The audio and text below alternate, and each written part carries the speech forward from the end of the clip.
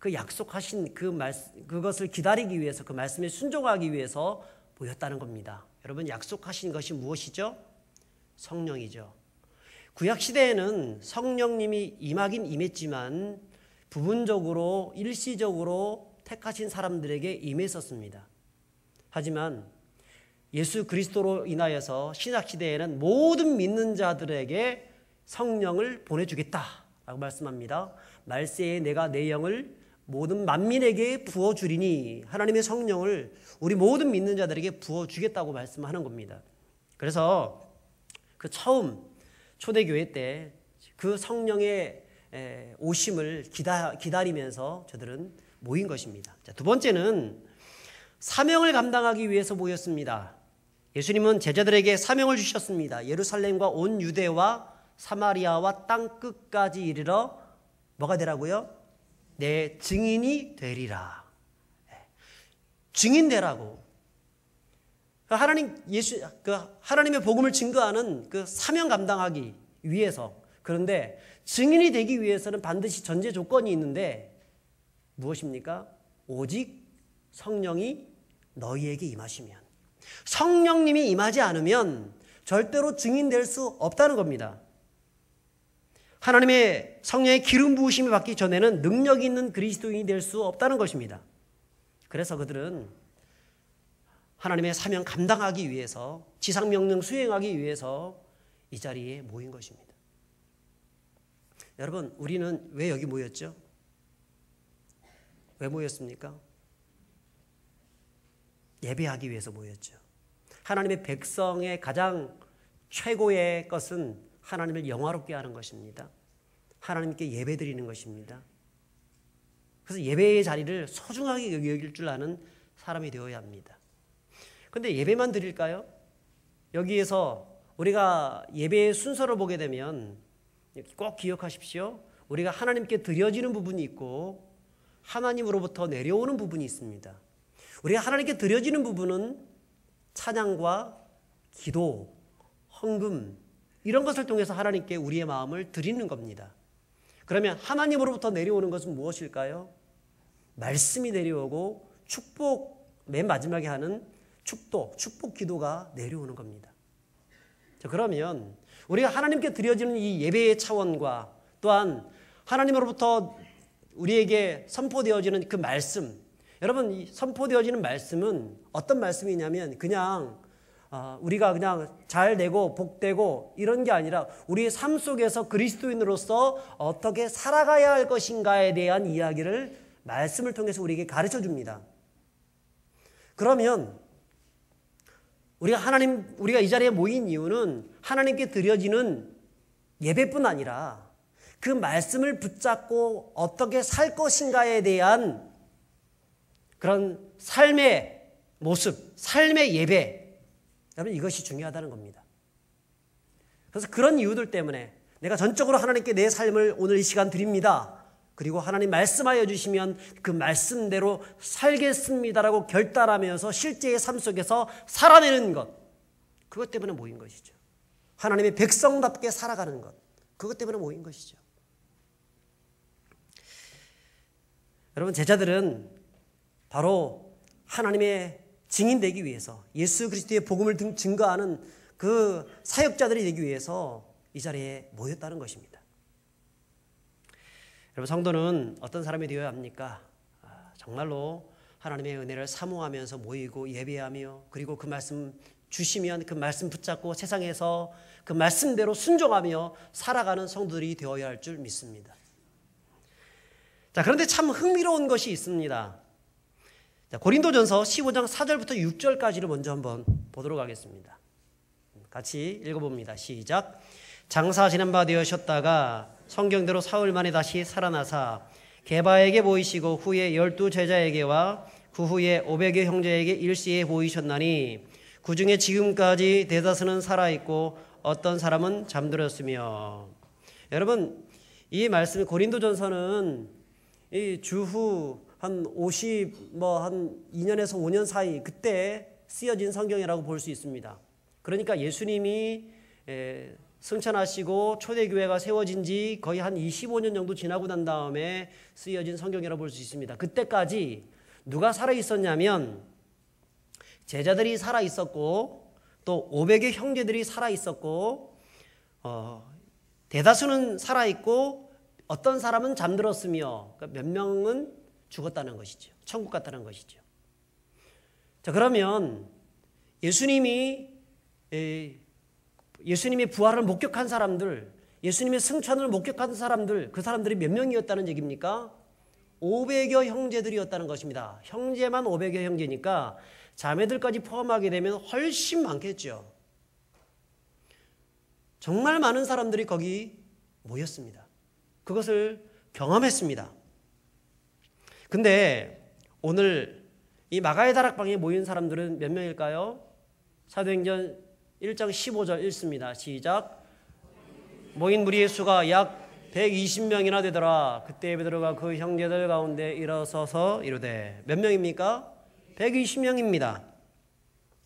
가룟 유다를 뺀 나머지 제자들이 다 모였다는 것과 예수님의 일가 친척들, 가족들이 모였다는 것으로 봤을 때 무엇입니까? 예수님의 죽으심과 부활 그리고 지상 명령을 일생에서 가장 중요하게 여긴 사람들이 여기에 모였다는 것입니다. 그리고 성령 받기 위해서 능력 받고 나가서 사명 감당하고 증인되기 위해서 모인 것입니다. 자, 그렇다면 500의 형제들이 이것을 목격하고 그런 이야기를 들었을 텐데 나머지 380명 어디 갔습니까? 예수님의 부활을 목격했고 승천을 보았고 예수님의 약속을 들은 이 사람들 어디 갔습니까? 사도행전에서 기록한 누가가 13절에서 일부러 감람원이라는 산은 안식일에 가기에 충만한 거리에 있었다고 기록하고 있는 것을 보는데 왜 이렇게 기록하고 있냐면 사람들이 예수님의 지상 명령과 성령의 임재의 약속을 받았음에도 불구하고 그 짧은 거리도 가지 못하고 자기가 원하는 길, 세상의 욕망의 길, 사람들이 좋아하는 길, 축복의 길 그런 것을 따라서 많은 사람들이 흩어져 버렸다는 거예요. 여러분 어떻습니까? 380명 이 사람들을 뭐 욕할 것이 아니라 어쩌면 우리가 이런 사람들이 아닌가 하는 생각이 듭니다. 하나님의 은혜를 경험했음에도 불구하고 예수 믿고 구원받고 내 이제 하나님의 사람이 되었다라고 생각하고 있음에도 불구하고 무엇을 하지 않죠? 하나님의 은혜의 자리로 나오려고 하지 않는다는 것입니다. 말씀에 순종하지 않는다는 것이 문제입니다. 내가 너에게 성령을 부어주겠다고 말씀하고 있음에도 불구하고 그것보다 세상 즐거움이 더 좋아서 세상 친구들 따라서 그렇게 살아가는 명목상 그리스도인 얼마나 많은지 모릅니다. 여러분 예수님의 십자가를 믿고 예수님의 부활도 경험하고 그렇게 되면 구원을 받습니다. 하지만 성령 충만함을 받지 못하면 구원은 받을 수 있을지 모르지만 능력 있는 그리스도인, 권능을 가진 그리스도인이 될 수는 없다는 사실을 아시기 바랍니다. 하나님의 성령의 역사는 어떤 자들에게 임하십니까? 기도 현장에 나와서 기도하는 사람들에게 성령을 부어주시는 것입니다. 그렇게 기도 현장에 나오지 않고 여전히 자기 세속적인 욕망에 따라서 살아가는 사람들은 그렇게 살다가 그렇게 죽는 겁니다. 근데 기도의 현장에 나와서 기도하는 사람들은 기도하는 가운데 하나님의 역사를 보게 되는 것입니다. 그러므로 어쨌든 기도의 자리가 있다고 하면 빠지지 말고 기도하는 분들이 되시기를 축복합니다. 근데 우리는 너무나 많은 생각을 갖고 있습니다. 많은 세속적인 습관을 갖고 있습니다. 그래서 알고는 있지만 기도를 내 삶의 뒷전에 밀어 넣어버릴 때가 너무나 많습니다. 그러니까 아무런 능력이 없는 것이죠. 여러분 우리 부평의 성도들은 모두 여기 함께 모인 120명의 성도들처럼 기도의 깊은 자리로 나아가시는 저와 여러분들이 되시기를 축복합니다. 여러분 그런 120명을 통해서 역사하신 것이지 380명을 통해서 역사하신 것이 아닙니다. 하나님은 사모하면서 기도하면서 하나님 바라보는 그런 사람들에게 함께 하시는 것입니다. 자, 이제 그들은 모여서 기도했습니다. 그들 성령 받기 위해서, 능력 받기 위해서 그렇게 기도합니다. 근데 여기서 그들이 어디에 모여서 기도했는가가 또한 중요합니다. 그들이 모인 곳은 다락방이었습니다. 이 다락방은 예수님이 십자가에 지시기 전날 밤에 제자들과 함께 모였던 마가의 다락방입니다. 자, 그곳은 예수님의 섬김이 있는 곳입니다. 그분은 허리를 낮추시고 제자들의 발을 씻겨주셨습니다. 그분은 그곳에서 최후의 만찬을 하시면서 이 빵은, 이 잔은 너희를 위해서 흘리는 나의 피다, 나의 살이다. 그리고 그렇게 주님의 죽으심을 준비했던 그곳이 바로 마가의 다락방이었습니다. 여러분, 그곳에 그들이 모여 있습니다. 예수님의 십자가의 의미를 생각할 수 있는 그곳에 모여서 저들은 기도하고 있었다는 것입니다. 여러분, 항상 우리가 기도할 때 중요한 것은 그 속에 뭐가 빠지면 안 되냐면 그리스도의 십자가가 빠져서는 안 되는 겁니다. 나를 위해서 피 흘리시고 살 찢으신 예수 그리스도, 그분의 그 은혜를 생각하면서 우리는 기도해야 합니다.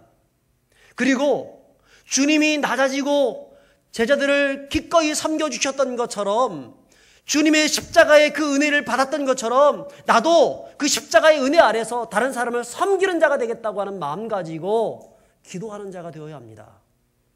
그러면 그런 기도하는 자들에게 성령을 부어주시는 것입니다. 여러분, 우리 성도님 모두가 그런 기도의 자리로 나가시는 분들이 되시기를 축복합니다. 그런데 그곳이 다락방이었다는 것입니다. 다락방. 여러분, 당시 예루살렘은 어떤 곳이었습니까? 제자들을 잡아 죽이기로 작정했던 자들이 즐비했던 곳입니다. 예수님이 십자가 없어지자 예루살렘은 발칵 뒤집혔죠. 그래서 어떻게 하든지 제자들이 훔쳐갔다고 생각했던 그들은 제자들을 잡아서 요절을 내려고 했는지도 모르겠습니다. 그래서 어쩌면 예수님께서 너희가 예루살렘을 떠나지 말고라고 당부했던 이유가, 너희가 주변에서 이런 위협들을 당한다 할지라도 너희가 이곳에서 그래도 기도해야 된다고 말씀했다고 볼 수 있습니다. 그렇다면 무엇입니까? 예루살렘을 예수님이 그들에게 발칵 뒤집어 놓을 것이다 라고 말씀하셨는데, 실제로 저들의 삶은 예루살렘을 뒤집어 놓을 수 있는 삶이 아닙니다. 오히려 쫓기고 오히려 죽을 수 있는 그런 상황이었습니다.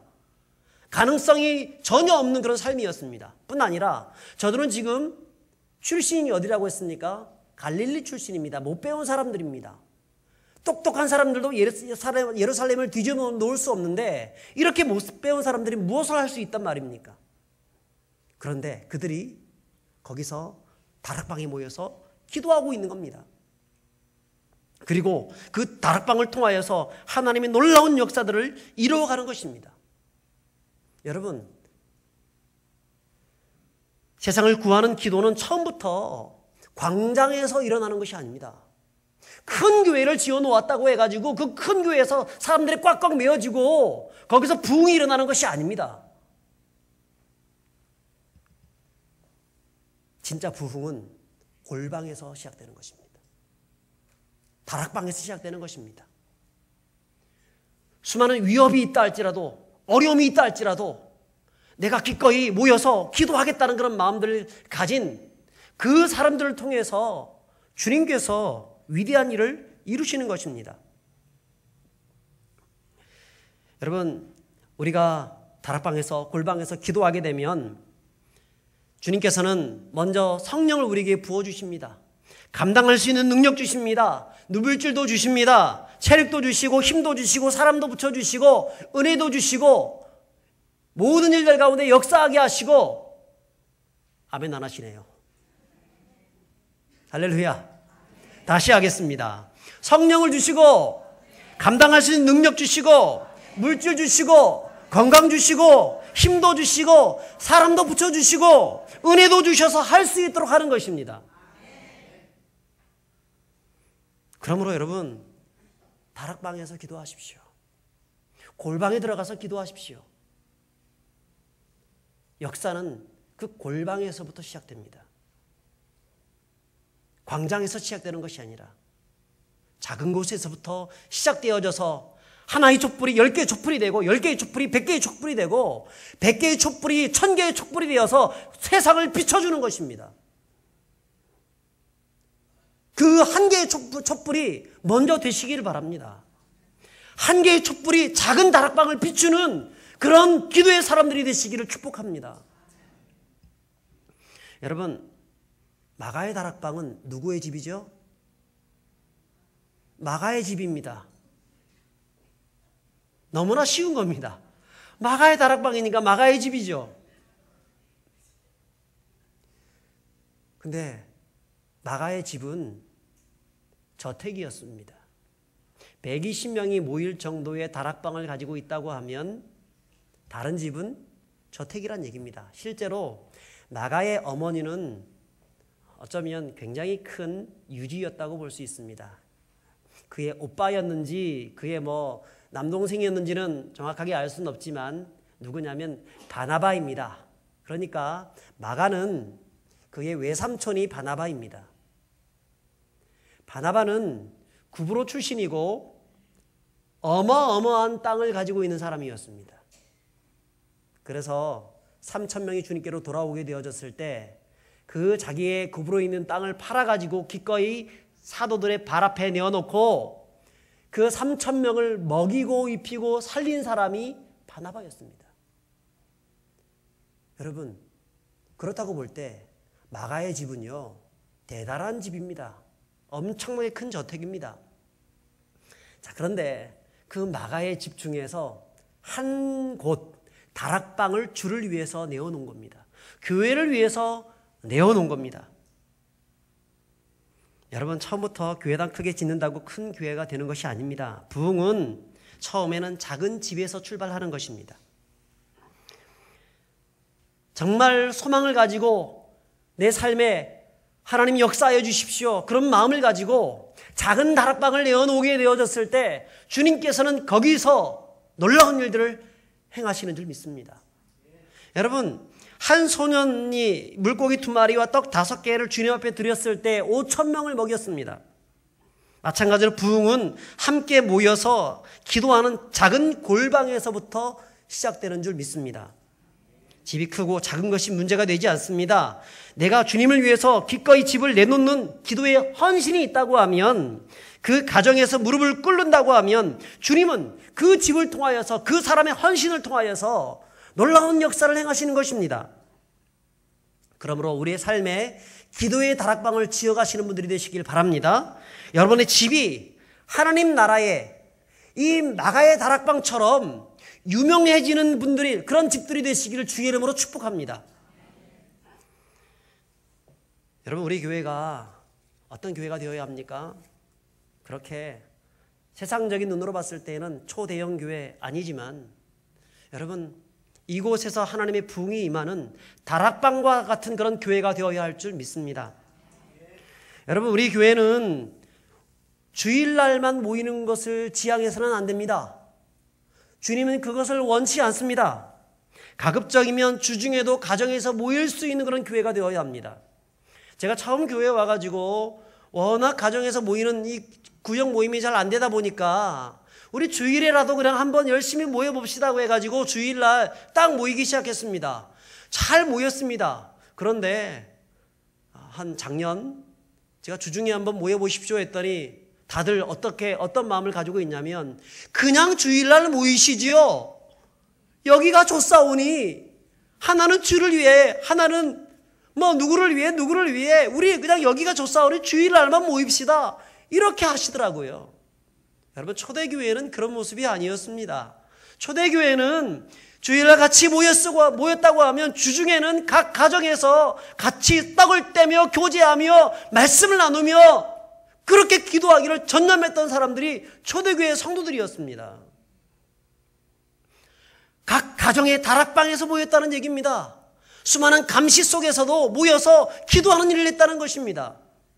여러분, 우리 교회는 주일날 모여서 이렇게 기도하잖아요. 예배드리잖아요. 주중에는 흩어져 가지고 가정에서 예배를 드리십시오. 구역장 집에서, 한 주는 구역장 집에서, 그 다음 주에는 인도자 집에서, 또 그 다음 주에는 바나바 집에서, 또 그 다음 주에는 권찰 집에 가서 돌아가면서, 그렇게 돌아가면은 여러분 한 달에 한 번씩 돌아가면서 모일 수 있잖아요.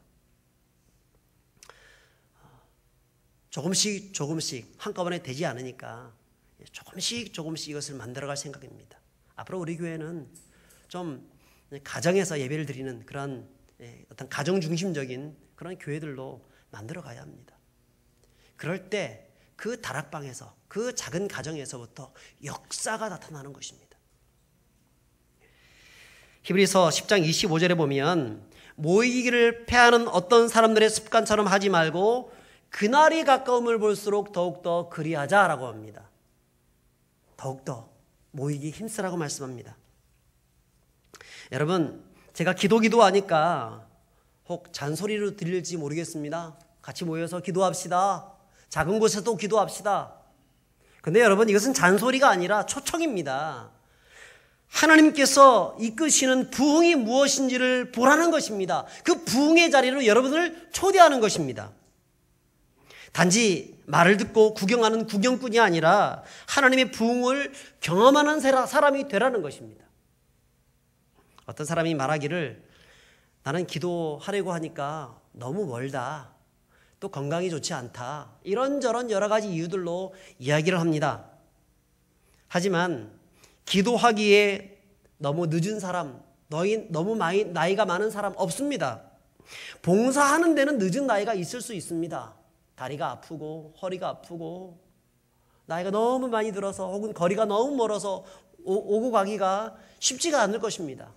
그래서 봉사하려는 데는 제한이 있을 수 있습니다. 하지만 기도는요, 제한이 없습니다.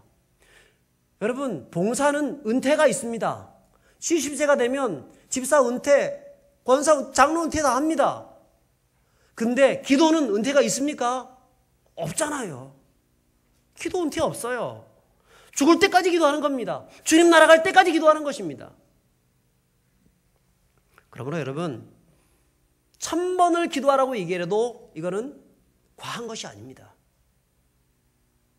기도는 성도들의 가장 중요한 특권이기도 하고, 또 하나님의 영광을, 하나님의 역사를 경험할 수 있는 유일한 축복의 길이기도 합니다. 통로이기도 합니다.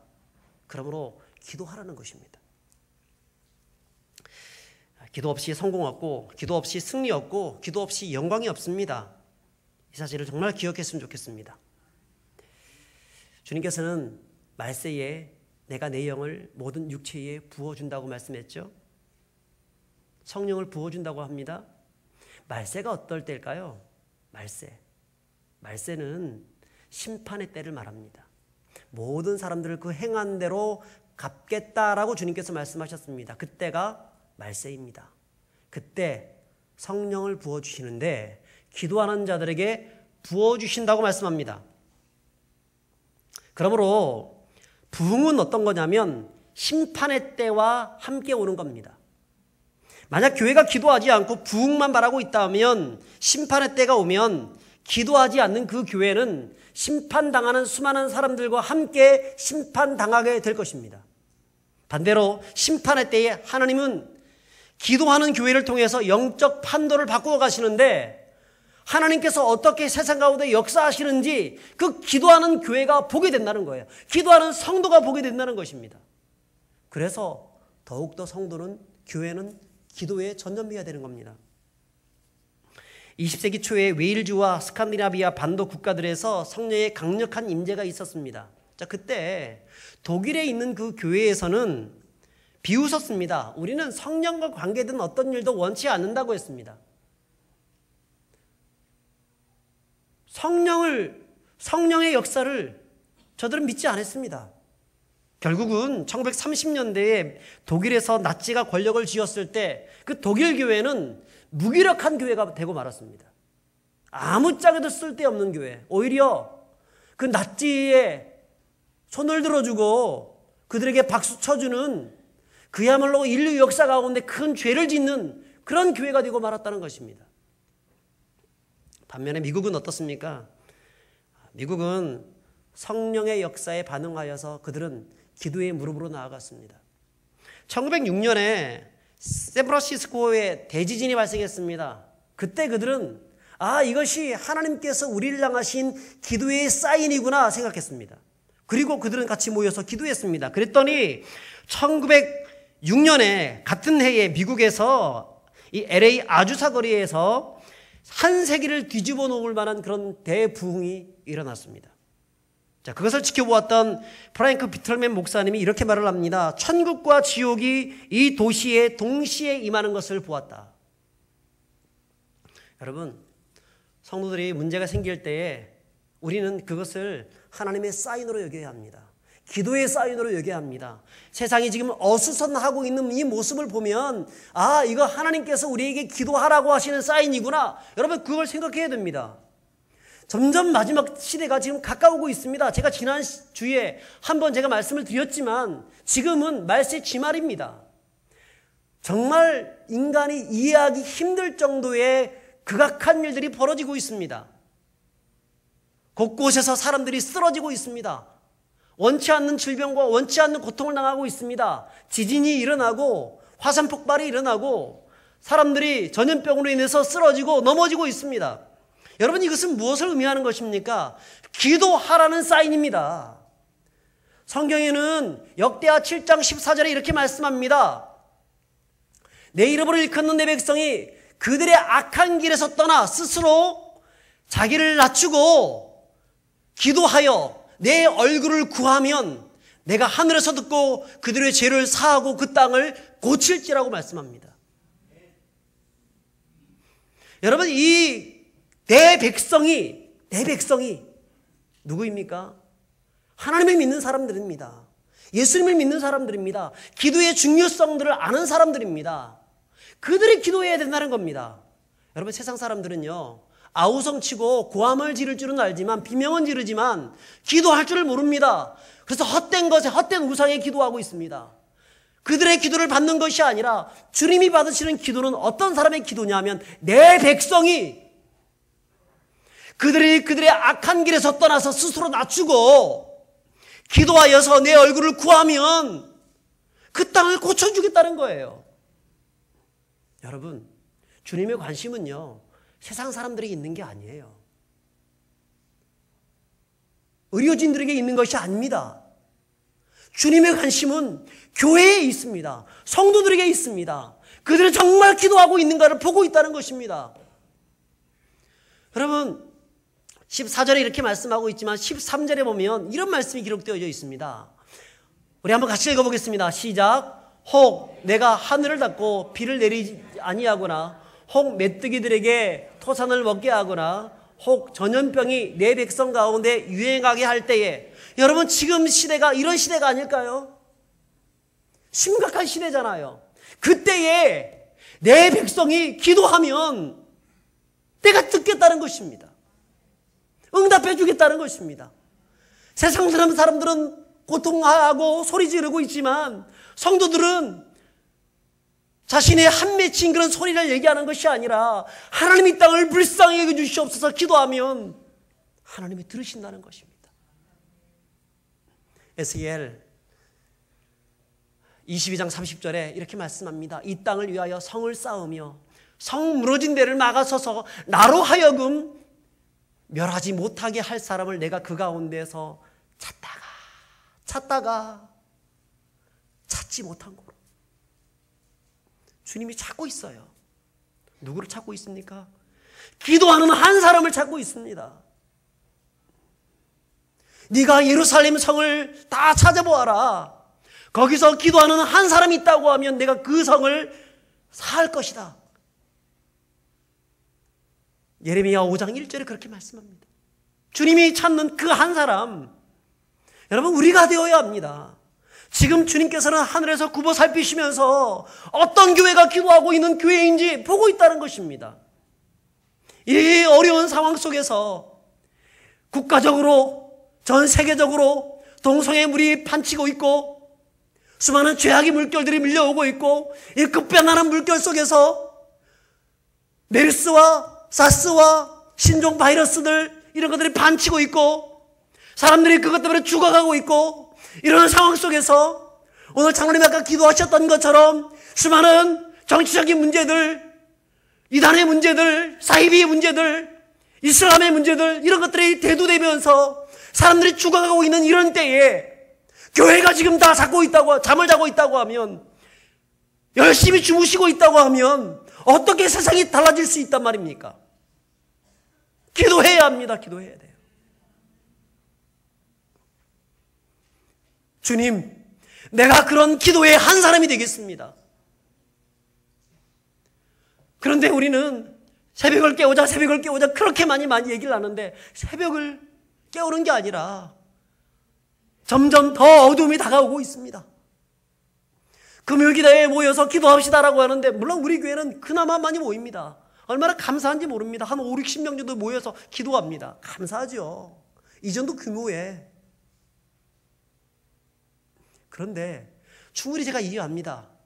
집이 너무 멀어서 혹은 건강이 너무나 좋지 않아서 못 오시는 분들 제가 알고 있습니다. 그래서 어떤 분들은 그 근처에 있는 그런 교회 가서 기도하시는 분들도 제가 알고 있습니다. 그럼에도 불구하고 여러분, 성도들은 함께 모여서 전심으로 기도하면서 하나님의 나라와 하나님의 의가 이 땅 가운데 이루어질 수 있도록 그렇게 나가는 성도들이 되어야 하는 것입니다. 하나님은 그런 자들을 사용하십니다. 여러분, 우리가 기도해야 될 것이 얼마나 많은지 몰라요. 기도하고 또 해도 끊어지지 않는 것이 기도 제목들입니다. 만국병에 시달리고 있습니다. 세상 사람들은.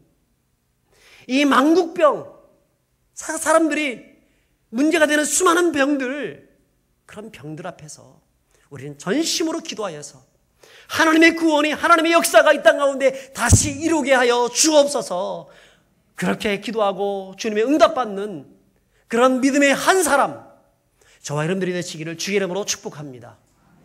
우리 함께 찬양하겠습니다.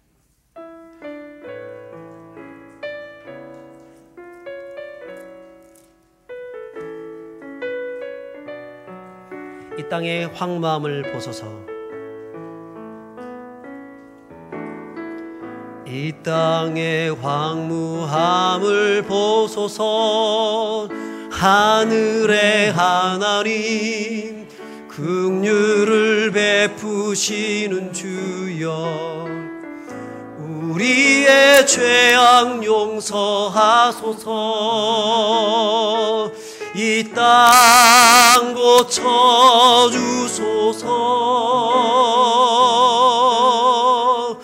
이제 우리 모두 하나 되어 이 땅에 무너진 기초를 다시 쌓을 때, 우리의 우상들을 태우시